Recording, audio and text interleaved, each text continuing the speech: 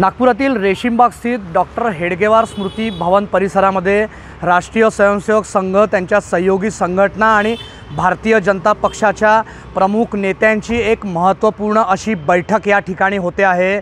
22 तारखेला राम मंदिराचं लोकार्पण आणि त्यानंतर होणाऱ्या लोकसभांच्या निवडणुका अशा अनुषंगाने ही बैठक असल्याची माहिती समोर आलेली आहे।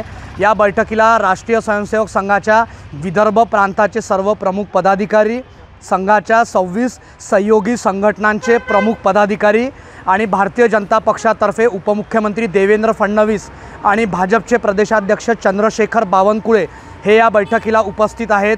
22 तारखेला होणाऱ्या राम मंदिराच्या लोकार्पणाच्या नियोजनाच्या दृष्टीने आणि त्यानंतर होणाऱ्या लोकसभा निवडणुका त्यामध्ये असणारी या सर्व संघाच्या सहयोगी संघटनांची भूमिका या विषयावर यामध्ये विचारमंथन सुरू असल्याची माहिती समोर येते आहे।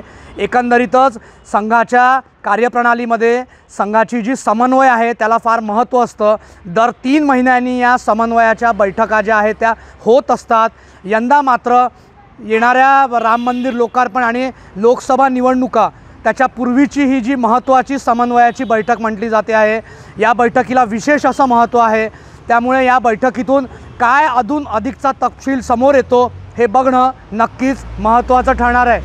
नागपूरहून कॅमेरामॅन अशांत रंगारीसह योगेश पांडे, मुंबई तक।